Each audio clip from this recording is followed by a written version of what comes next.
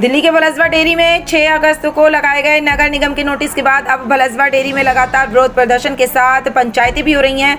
आज दुर्गा मंदिर में भलसवा डेयरी, झड़ौदा डेयरी व कई अन्य डेयरियों से सैकड़ों लोग मंदिर के प्रांगण में इकट्ठा हुए और जिसमें खुद आम आदमी पार्टी से स्थानीय विधायक अजयेश यादव समेत स्थानीय निगम पार्षद भी पहुंचे और उन्होंने लोगों को आश्वस्त किया कि आने वाले 15 तारीख तक वह डिमोलेशन को रोकने की पूरी कोशिश करेंगे। लेकिन लोग इस नोटिस आने के बाद बेहद नाराज दिखाई दे रहे हैं। लोगों का कहना है कि वह 1976 रहे हैं।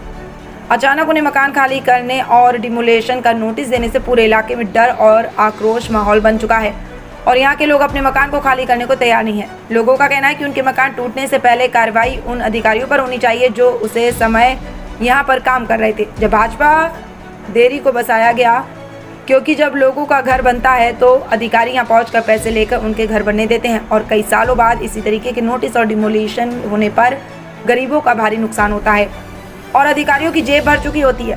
फरक्का डेयरी इलाके में सैकड़ों की संख्या में मकान है, हजारों लोग यहाँ रहते हैं। यहाँ लोगों ने अपनी कई पीढ़ी गुजार दी है और अब उन्हें अचानक डिमोलिशन और खाली करने का नोटिस मिला है। हालांकि ये नोटिस कोर्ट के आदेश के बाद ये दिया गया है, लेकिन स्थानीय लोग इस एनजीओ से नाराज हैं, जिसकी शिकायत और रिपोर्ट के आधार पर यह आदेश कोर्ट ने दिया। लोगों का कहना है कि यहाँ कोई सर्वे नहीं हुआ, विभागीय टीम द्वारा दौर तक नहीं किया गया और सीधे नोटिस उनके घर पर चस्मा कर दिए गए। इसके बाद अब यहाँ के लोग घर खाली करने को तैयार नहीं है। सर एक बार नाम बता दें। जगदीश राठी। जगदीश जी, वो नोटिस आया था, उसको लेकर के पूरे इलाके में लोग जो है वो रोषित भी थे, वो परेशान भी थे और गुस्से में भी थे। अभी आप लोगों का क्या अगला कदम होगा? जनप्रतिनिधि आपके पास आ रहे हैं, क्या आश्वासन दिया गया? हम रोषित से ज़्यादा दहशत में हैं। अभी भी हमारे सामने वाले इसी घर में एक भाई को अटैक पड़ा है। इस फैसले के बाद 4-5 आदमी मर चुके हैं। रात भी 27 आदमी हॉस्पिटल में थे। लेडीज़ ज़्यादा थी जो बीमार हैं, बहुत ज़्यादा यहाँ पे डर का माहौल है। 48 साल से हमारे 3 पीढ़ियों की पूंजी सारी ज़िंदगी कमाया हुआ यहाँ पे लगा हुआ है। सब प्लॉट हमारे छीनने के लिए हमारे को बिना बताए वन साइड कोई एनजीओ कोर्ट में खड़ी हो जाती है और जज साहब हमारा पक्ष सुने बिना हमें बिना बुलाए और एक गलत फैसला कर देते हैं। उसके बाद यहाँ बहुत बुरा हाल है, सो नहीं पा रहे हैं लोग, परेशान हैं, बीमार हैं। कुछ डर के हमारे घर भी सोच रहे हैं टूट जाएंगे तो घर भी ढूंढने लगे हैं। कितना डर का माहौल है यहाँ। कितने परिवार यहाँ रह रहे हैं, कितने लोग हैं यहाँ पे और उनके बच्चों के भविष्य की भी तो चिंता हो? 22,000 के करीब लोग हैं। 3,000 बच्चे स्कूल जाते हैं। वो वहाँ जहाँ हमें कह रहे हैं भाग जाओ, स्कूल कैसे पढ़ेंगे, कहाँ भेजे जाएंगे, कहाँ रहेंगे, क्या उनका भविष्य होगा? क्या डेयरी चालक का बच्चा पढ़ नहीं सकता? क्या डेयरी चलाने वाले का बच्चा आगे बढ़ नहीं सकता? क्या हम सारी ज़िंदगी सब भैंसे चलाएँगे?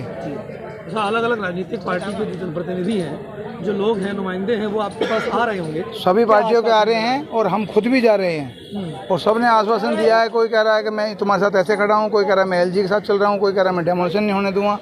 बाकी सब यही कह रहे हैं कि भाई कोर्ट जाओ, कोर्ट से बचोगे। हाई कोर्ट का ऑर्डर है और नीचे कुछ नहीं होगा, जो कुछ होगा हाई कोर्ट से स्टे लो। 1% कोई भी दिक्कत है सुप्रीम कोर्ट जाओ। कब की तारीख दी गई है सर आपको? कब का समय दिया गया? समय तो हमें 3 दिन का दिया गया है, जो कल पूरा हो रहा है। लेकिन हमने उनसे प्रार्थना करी थी कि पहले हमें 7 दिन का एविक्शन का दिया जाए और नोटिस दिया जाए। उसके बाद ये जो आप डेमोलिशन का नोटिस दे रहे हो, ये 14 दिन का दिया जाए, जिससे हम अपनी तैयारी करें।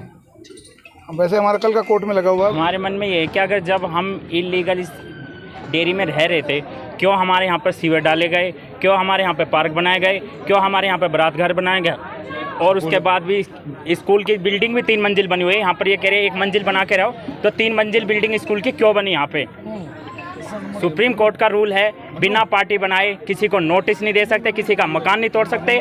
तो ये हमारा मकान 3 दिन के अंदर क्यों तोड़ा जा रहा है? RWA है ना, उसका जनरल सेक्रेटरी हूँ मैं। एक्चुअली सर क्या है, हमें जो है ना एक क्रूएल्टी का केस हमारे पास किया गया। उस क्रूएल्टी, एक छोटा सा केस क्रूएल्टी की बात कह के ना हम आज हमारे जो है ना मकानों को उजाड़ा जा रहा है। हमारा जो केस है वो हाई कोर्ट में है और हम भी कोशिश कर रहे हैं कि इसमें हाई कोर्ट में जाएं। बट हमें ना जितनी भी पब्लिक है इसमें खौफ फैला हुआ, सारे को, बड़े बुज़ुर्ग सब नोटिस चिपकाए जा रहे हैं। यहाँ पर जो है किसी की भी सुनी नहीं जा रही है। यहाँ पर बड़े बुज़ुर्ग भी हैं जो बिल्कुल अभी उस पे चल रहे हैं, डंडी पे चल रहे हैं, बिल्कुल स्टिक पे चल रहे हैं। अभी जो है प्रेग्नेंट लेडीज़ें हैं यहाँ पर। हॉस्पिटल की बहुत बुरी हालत है। अभी 5 बंदे जो है ना हॉस्पिटलाइज हुए हैं अपना जाके। तो हम ये अपनी बताना चाह रहे हैं, व्यथा सुनाना चाह रहे हैं कि हमारी तो कोई सुने, हमारी सुनी नहीं गई है। सिंगल बेंच का कब ऑर्डर आया, डबल बेंच में कब चला गया, हमें पता ही नहीं लग पाया। सर हाई कोर्ट से हम रिक्वेस्ट ये करना चाह रहे हैं कि हमें एक बार पार्टी बना के हमारी बात भी सुनी जाए। क्रुएल्टी अभी तो नोटिस आ गया, 3 दिन का समय आ गया, अब आप लोग क्या करेंगे? कल का समय है, कल डेमोलेशन के बताया जा रहा है। कल 6 तारीख का नोटिस हमारे यहाँ पर लगाया हुआ है, 7 आज 8 तारीख है, आज तक का हमारे पास में टाइम है। डेमोलिशन का इन्होंने टाइम दे रखा है। जितने भी घर हैं ऊपर नीचे पूरी की पूरी हमारी यहाँ पर 5 पीढ़ियाँ हैं यहाँ पर जो है 1976 से लेके आज तक 5 पीढ़ियाँ यहाँ पर इस टाइम है। इस टाइम 20 से 25 आदमी जो है ना इस बिल्डिंग में रहते हैं, इनमें सब में जो रहते हैं अपने यहाँ पर। क्या है, अब क्या होना चाहिए? हम ये चाहते हैं हमें हमारी बात सुनी जाए, हमें स्टे मिले, हमारी बात सुनी जाए और यहाँ पर हमें जो है ना नीचे जैसे पशु हैं तो ऊपर की तरफ हमें रेजिडेंस का भी दिया जाए। हमारे बच्चे जो हैं आसपास में जो हैं यहाँ पे स्कूलों में भी जा रहे हैं, उनकी ज़िंदगी ख़राब हो जाएगी बिल्कुल जो है, वो कहीं के नहीं रहेंगे बिल्कुल भी। वो अभी कोई जज बनता है, कोई वकील बनता है, आपकी तरह ही जज साहब वकील भी बनेगा, कोई जज भी बनेगा, कोई डॉक्टर भी बनेगा। हमारा किसान का बच्चा जो है वो हमेशा क्या गोबर में तो नहीं रहेगा ना, वो भी पढ़ाई लिखाई करेगा जो है। तो हमने जो यहाँ पर ये मकान जो भी बना रखे हैं यहाँ पर जो है, हमें जो है ना वो हमारे काफ़ी टाइम से हैं। MCD की तरफ से भी आते हैं हमारे पास में, सब आते हैं अपना, मगर क्या है वो सब पैसे लेकर सब कुछ करके वो सब लेके चले जाते हैं। शुरू से लेके अब तक ये मकान बने हुए किसी ने कुछ नहीं कहा। आज 48 साल हो गए। इनको सिर्फ 3 दिन का नोटिस दिया गया, हमें कोई पता ही नहीं किसी बात पे, हमें नोटिस दे दिया गया कि तोड़ फोड़ कर सीलिंग का सब नोटिस दिया हुआ हमें जो है। तो उजाड़ने की कोशिश हो रही है। प्लीज़ हमें रिलीफ दिया जाए। प्रधानमंत्री से भी हम ये कह रहे हैं, हम LG साहब से भी रिक्वेस्ट करते हैं, हम जो चीफ मिनिस्टर है उनसे भी रिक्वेस्ट करते हैं और जितने भी मंत्री हम सबसे हाथ जोड़ के रिक्वेस्ट करते हैं कि प्लीज़ हमारे बात में सुना जाए, हमारी भी सुनी जाए।